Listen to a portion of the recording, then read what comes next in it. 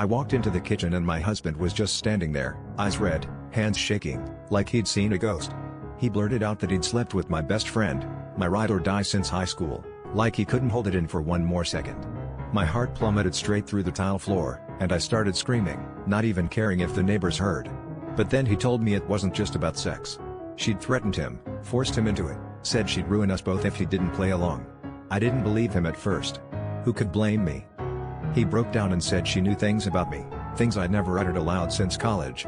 Stuff that could shatter my career and my family if it ever got out. Old secrets, buried so deep I'd half convinced myself they weren't real anymore.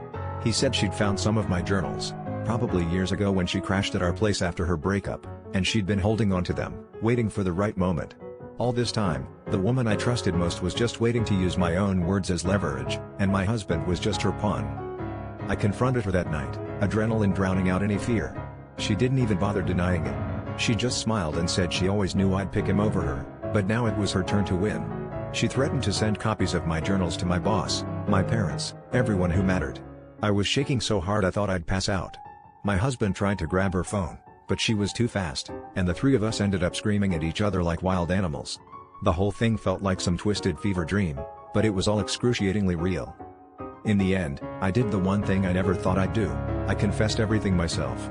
Every secret, every mistake, every shameful thing. I sent the emails before she could. The fallout was nuclear.